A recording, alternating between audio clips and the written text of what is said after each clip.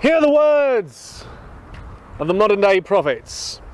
Child indoctrination is an act of subjugation, colonizing a human brain in its most impressionable state with an ideology it's simply not equipped to process. An ideology that will extend a far reach over the child's life, even down to the choice of life partner. Signing up to such ideologies needs to be a matter of informed consent, not power-based child coercion that bypasses consent, generation after generation.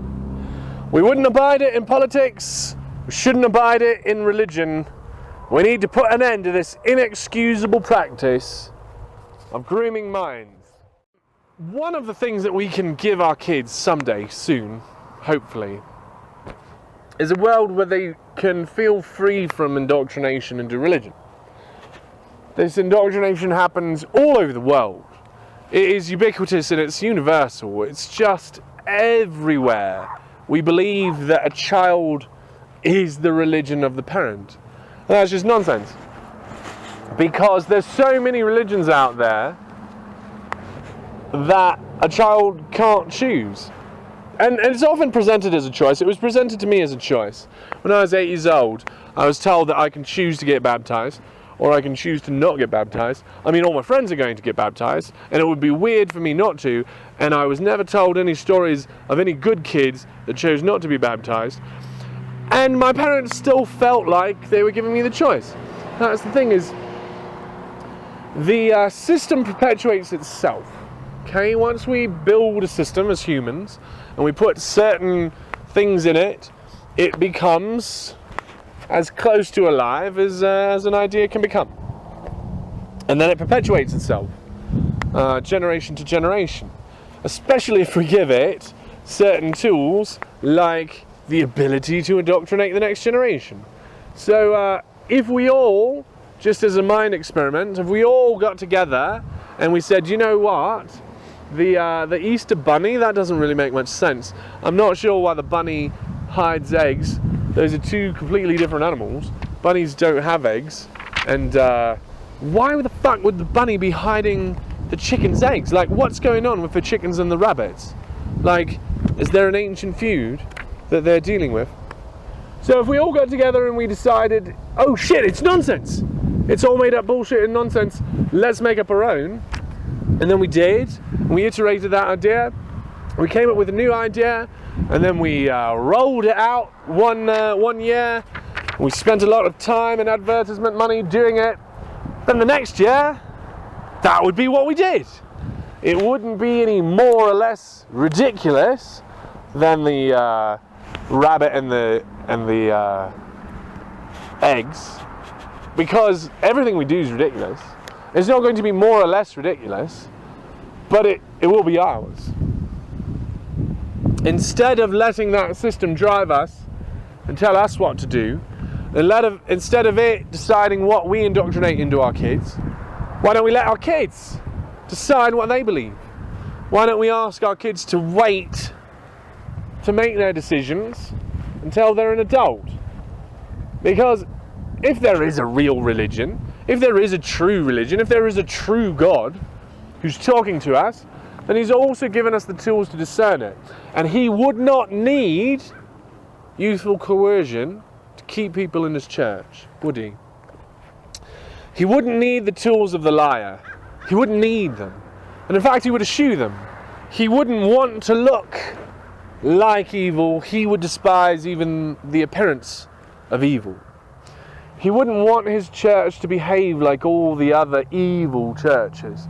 He would want it to behave differently. Instead of saying that you must or you will be destroyed, he would say something else. Something else. He would use different tools. And if you hear them, speak up. If you hear someone using the new tools of God, the new language that he's using, listen. Write it down. And repeat it if you believe it. That's what they were doing. If you go back and you look at the beginning churches, all the beginning churches, the Church of Jesus Christ, the Church of Muhammad, the Church of Joseph Smith, all of the Church of the Buddha, the Church of Aristotle, all of these religious cults that were based on a personality that was able to bring the ideas of the now into poetry and put them in an accessible manner for all the people. All these people were saying the same thing. They were saying religion's dead. The religion of your father is dead. It's been dead. You've got to find your own, and it will sound different. It will sound like blasphemy. It will sound illegal. It will make you feel uncomfortable inside, being like, am I allowed to even think these thoughts? Am I maybe not the most rebellious human that has ever lived to think such blasphemous ideas? They all were blasphemous to the societies that they grew up in. And yet, their religions, for some reason, teach obedience to society when their master obviously taught the opposite. So, I'm not saying that Jesus Christ was true, but I'm saying whatever his church looks like now, it has no resemblance to the church that he was attempting to make, which of course he didn't. If he wanted to make a church, why didn't he fucking write some shit down? It's Paul and Peter who made the goddamn churches. They're the ones who were like, wait a minute, I can get something out of this. And it's those people that you want to be careful of, those people that are trying to make money out of religion, because obviously they got something to gain, right? Money. The more money they can make, the more successful they are. It's a weird motivator. If you do have any questions about the Church of the Flying Spaghetti Monster, step right up. I am an ordained minister Neroni. I have all the priesthoods and ordinances and bullshit that you need to join the Church of the Flying Spaghetti Monster. I also have the tools available to wash the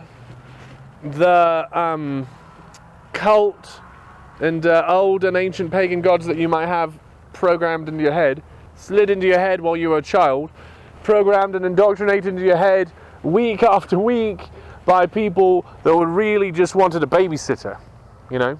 They just really would like someone to help them raise their kids, and what they got instead was people washing their kids' brains.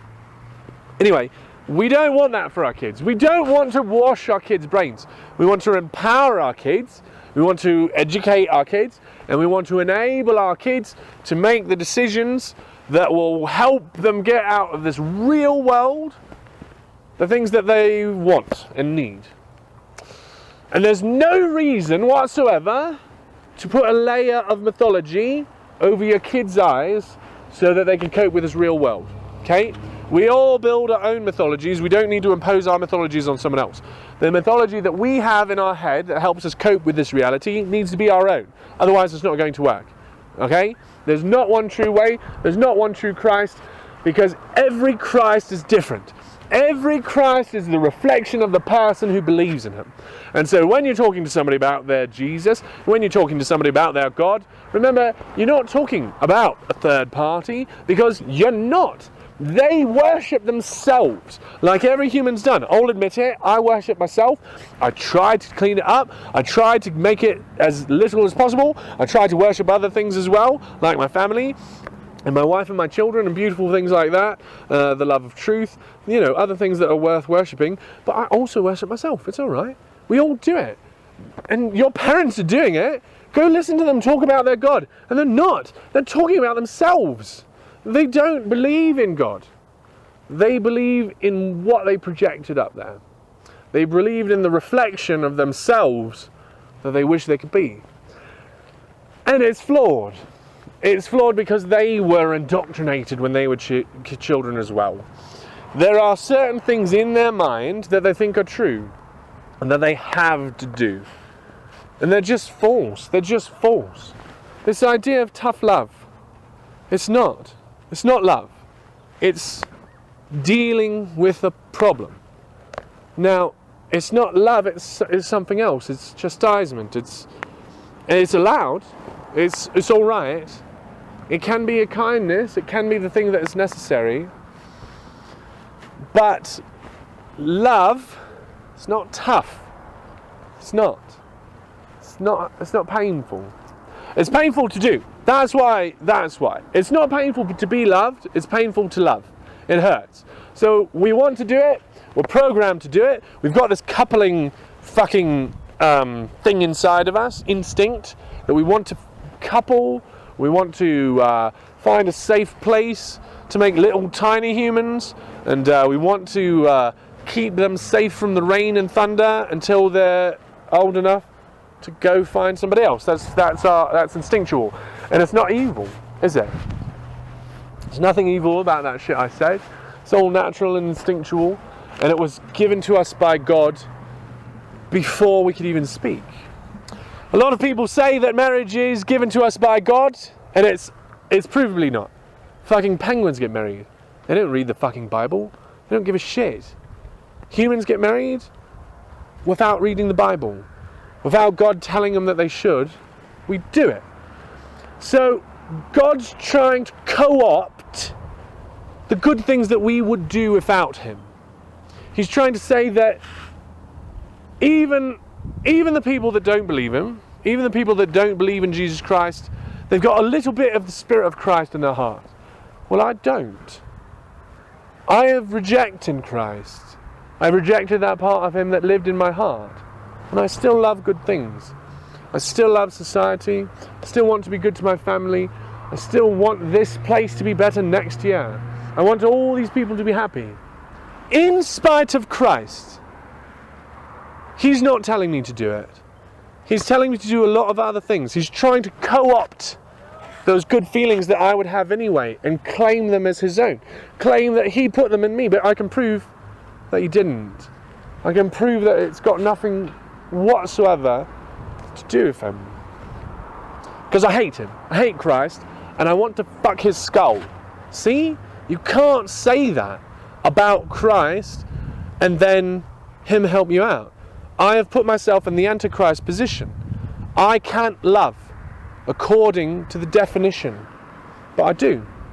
In spite of Christ. In spite of denying the Holy Spirit, which is of course the greatest and most incredible sin that anyone can ever fucking do, even worse than murder. There was a doctrine in my church for a while, in the church that I believed in, not while I was alive, but while my ancestors were alive. There was a doctrine that some sins must be reconciled with blood atonement. Now, it's kind of off-putting now, because we are ethnocentric creatures and we judge everyone by what it would be like to meet them here and now and have them say those things and how weird they would feel. But a lot of times you can judge people on how it was in their time, how normal it was to think the things that they thought. And then if they were pretty normal, it's hard to judge them for just going with the flow. But we should, because going with the flow is a choice that you make every day and you need to stop. So you're going to be judged whether or not you go with the flow by me and by you. You should judge yourself. But our kids won't. Our kids will forgive us. You know, they'll say they did the best with what they had. They'll say that about us. I love them. They did the best with what they had. That's what kids say about their parents. Don't let them say about you. Because that's the low bar, guys. That's the lowest bar there is. Do the best with what you had. Hitler did that.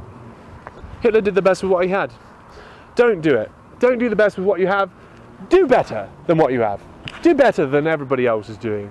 Everyone else is just doing the best that they can do where we are. Accepting this world for what it seems to be and not attempting to change it. Don't accept this world. This world is how we find it, made up by dead people. They don't get to vote anymore. You do. You're the one who gets to change this planet to be what you want it to be. Trying to get back to my original thought and it's lost. Sorry about that. Your God's a piece of shit, basically, is what I'm always saying. Your God sucks, my God's cool. He's nice. He doesn't kill anybody. He doesn't hate anybody. He doesn't tell anybody to hate him. He doesn't preach one thing in public, preach another thing in private. He doesn't tell his children to stay children. He tells them to grow up. He says, let's get drunk together. Instead of, you stay a child, I'll do the grown-up shit. You never judge, I will. That's throwing away your humanity. That's giving your humanity to an imaginary figure. There's a saying that I've heard a number of times in my life, that you are not going to be an adult until you lose your parents. Until your parents are no longer there, you're not the adult. Because there's always that fail-safe in your life. You always have that idea. And you know, that's cool. That's cool. If you want to go kill your dad to go be a grown-up, that's cool. I mean, I guess it's pretty aggressive and probably illegal where you live. So, I mean, just do it metaphorically. But you can kill your dad's God, because your dad's God's a piece of shit. I know, because he was made so long ago, before we really understood the flying spaghetti monster. Your dad's God you can kill. And once you kill your parents' God, then you're an adult. Then you get to finally see your God behind the corpse of your parents' God. So don't be afraid to kill your parents' God, because it's not yours. It's totally different. Your God's going to be different. So get on up there, because you'll find out. I don't want to give away the punchline, but I will. When you finally get there, and you've got your weapons, whatever weapons you choose, I don't know, it's your choice, and you finally get to where your God is, your dad's God, your parents' God, he's already dead. He's been dead. You don't have to kill him. You've got to go. You've got to intend to kill him, but it's already done. He died. He may have died in the explosion that created everything. I don't know. I don't know when he died. But we've been here alone. We've been here doing this all ourselves. And it's nice. It's good. We're making some cool shit. And you can help. Just so long as you don't give your vote away to someone else's imaginary friend. Just so long as you live your own authentic life. Just so long as you speak the words on your lips. Just so long as you're not afraid to be here.